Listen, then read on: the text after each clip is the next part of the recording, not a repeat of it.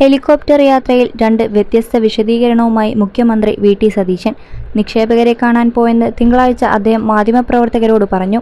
എന്നാൽ കൊച്ചിയിൽ പോയതുകൊണ്ടാണ് അവിടെ വെച്ച് കണ്ടതെന്നായിരുന്നു അദ്ദേഹത്തിന്റെ ഇന്നത്തെ മറുപടി. 2 ദിവസം 2 വിശദീകരണം. വാർത്താസമ്മേളനത്തിലാണ് മാധ്യമങ്ങളുടെ ചോദ്യങ്ങളോട് മുഖ്യമന്ത്രി പ്രതികരിച്ചത്. പഴയ മുഖ്യമന്ത്രി യാത്ര ചെയ്തതിനെ താൻ വിമർശിച്ചിട്ടില്ലെന്നും ഒരു നിക്ഷേപക ഗ്രൂപ്പിനെ കാണാനാണ് പോയതെന്നുമാണ് വി.ടി. സതീശൻ നേരത്തെ പ്രതികരിച്ചത്. വന്ദേ ഭാരത് ബുക്ക് ചെയ്തിരുന്നു. നേരത്തെ കാണണമെന്ന് അവർ ആവശ്യപ്പെട്ടു. അതുകൊണ്ടാണ് ഹെലികോപ്റ്റർ ഉപയോഗിച്ചത്.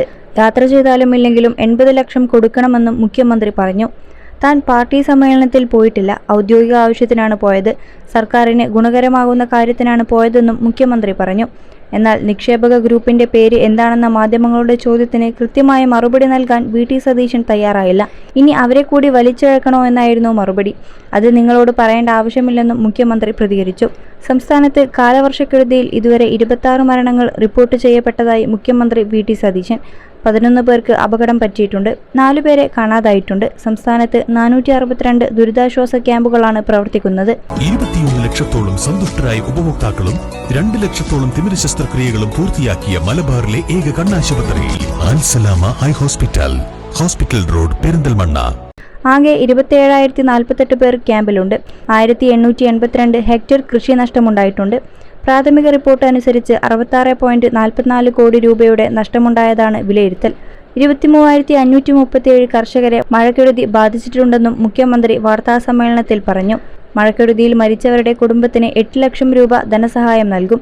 വീട്ടിൽ വെള്ളം കയറിയവർക്ക് വില്ലേജ് ഓഫീസറുടെ റിപ്പോർട്ടിന്റെ അടിസ്ഥാനത്തിൽ 10,000 രൂപ നൽകും. മരിച്ചവരുടെ സംസ്കാരം നടത്താൻ 10,000 രൂപ ധനസഹായം നൽകും.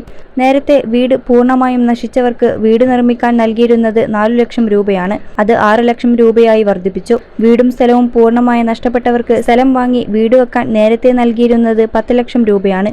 അത് 12 ലക്ഷം രൂപയായി വർദ്ധിപ്പിച്ചതായി മുഖ്യമന്ത്രി പറഞ്ഞു. കണ്ണൂർ ചെറുപുഴയിൽ പ്രളയജലത്തിൽ ഒറ്റപ്പെട്ടു പോയ ഒരാളെ രക്ഷിക്കാനുള്ള ശ്രമത്തിനിടെ ജീവൻ പൊലിഞ്ഞ തിരുവനന്തപുരം കല്ലിയൂർ സ്വദേശി ദുരന്ത രക്ഷാപ്രവർത്തക പരിശീലകനുമായ ആർ. രാജേഷിന്റെ വിയോഗം വേദനാജനകമാണ്. രാജേഷിന്റെ സംസ്കാരം സംസ്ഥാന ബഹുമതികളോടെ നടത്തും. അദ്ദേഹത്തിന്റെ പൂർത്തിയാകാത്ത വീട് നിർമ്മിച്ചു കൊടുക്കാനും തീരുമാനിച്ചിട്ടുണ്ടെന്ന് മുഖ്യമന്ത്രി അറിയിച്ചു.